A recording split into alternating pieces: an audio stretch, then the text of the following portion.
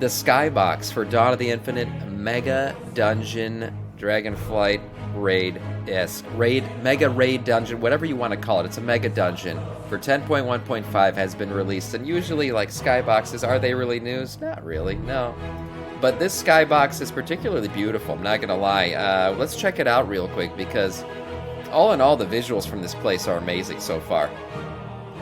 Look at the glory that is this Skybox. So we got like infinite time-weaving sand running through the sky. I mean, this thing looks crazy. And there's so much lore going on in this mega dungeon. It's going to take us back to all kinds of old lore and different timelines, supposedly. I'm going to talk to you guys in a minute about the kind of items that are going to be dropping in this place. Some really cool stuff. But in general, the amount of work that they are putting into this mega dungeon is on a raid level, right? I've never seen this kind of work going into a dungeon. We got tons of new shit coming out. Yeah, a Morchi battle. I mean, all kinds of great stuff happening in this place. And it just seems like it's going to be some really good stuff. Crab. All right. Mythic Saint, by the way, gifting the sub to Charps. Thank you so much for that.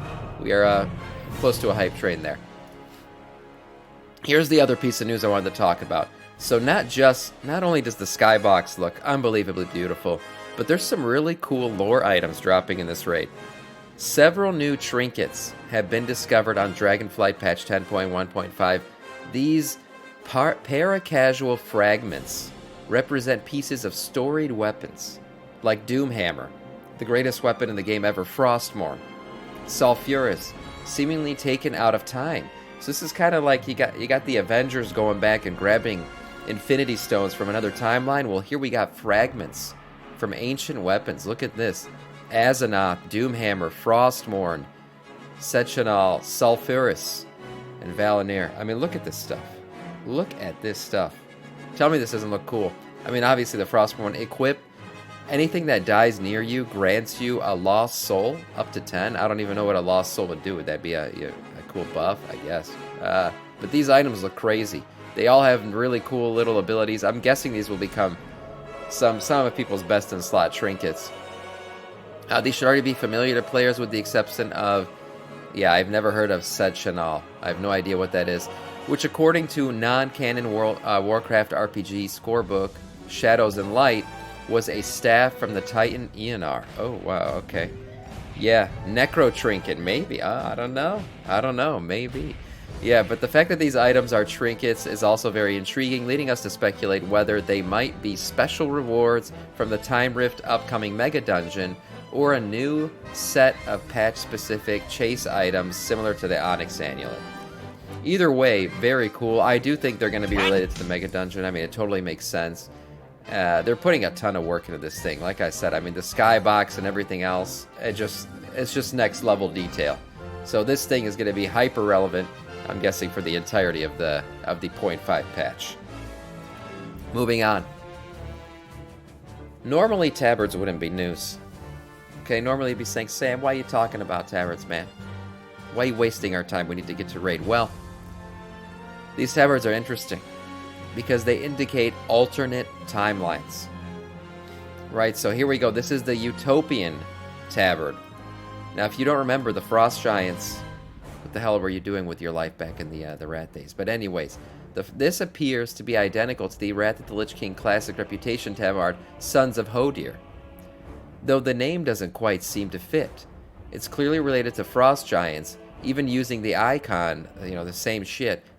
Though, it has a different name, Wrath-era Reputation Tabard, implying that it could come from an alternate timeline. Keeper Loken never succumbed to the whispers of Yogg-Saron, and therefore never betrayed his brother Thorim in this timeline. That's an interesting... So there's different timelines where some people have been corrupted, some haven't, whatever. Take it as it is.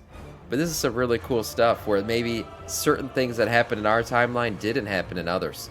This one's even more interesting. The Victorious Scourge Tabard. Look at this one. This is even more interesting. Both the name and iconography are quite provocative. So what do we got? We got, it looks like That looks like Frostmourne in the center, followed by some other lore weapons around it. Featuring what appears to be Frostmourne, suggests a timeline where the Lich King's Scourge succeed in blanketing Azeroth with the Curse of Undeath. Interestingly, this tabard is iconic. Forsaken was added to the game all the way back in Mists of Pandaria, although it only appears to have been used by Nathanos. Fuck Nathanos. By the Thanos is near buff. Talk to the Dark and Sinister achievement, both in battle for Azeroth. Okay, so this was added in before, but hasn't really been used that much. Very cool. So we already know that there's going to be an alternate timeline where the Lich King probably succeeded, and it's cool to see that we might get Tabards and shit to reflect that. Very cool stuff. Okay, I want to talk about this real quick because I got a message in our Discord about this. People talking shit. People talking shit about me as a Blood DK. Okay, listen. Tank damage balance rankings. So we don't usually talk about tank damage. But here are the tank damage charts. Overall damage. We see Brewmaster Monk, Vengeance Demon Hunter, Guardian Druid Pally, Proat Warrior, and Blood DK. Now let me tell you guys something about... No. I don't want to hear shit from anybody about Blood DKs, okay? Yeah. Blood DKs, we have a slogan. We have a slogan, okay? We do what the living cannot. This is what we say. Now, what do we mean by that? The living can do damage, alright? That's fine. Anybody can do damage. Anyone can pump damage. Who gives a shit about these parsers out there pumping out their numbers? You know what Blood DKs do that the living cannot? We are immortal. We heal our own dicks off, okay? When you have a tank sitting there in front of you, taking massive damage, literally fighting under the dick of a giant boss, are you worried about how much damage he's doing? Or are you worried about the fact that he's gonna sit there and take hit after hit while you sit in the back all cozy with your fucking pillow and your Perrier DPSing? Okay, what matters most out of your tank is survivability. And fuck this chart and everything about it. Because if we're talking about survivability, I'd like to flip this around a little bit. Blood DK should be at the very top. Okay? We are immortal. We can heal through anything. Yeah, Evoker's the best tank? That's right. So screw anyone who thinks, yeah, again, boss damage, they're the same, really. Good. Yeah. You got Prop Pally maybe going up and flipping with Guardian Druid. All in all I have to say about these charts is... Yeah. Okay. All I have to say about these charts is take a good look, beat off to it if you want, but at the end of the day, Blood DK will reign supreme. Because we do what tanks do best, and that's survive. Okay? Fucking shit, man. Yeah, whatever this is, China unconditionally approved. Yeah, I just wanted to quickly mention this. China has approved the Microsoft acquisition as well. So add that to another list of all the European countries that approved. Basically, you just got the UK was disapproved, and eventually that shit's going to get flipped over. I think it's going to get approved in the US, and this merger is going to happen, so that's a great thing. I can link this article.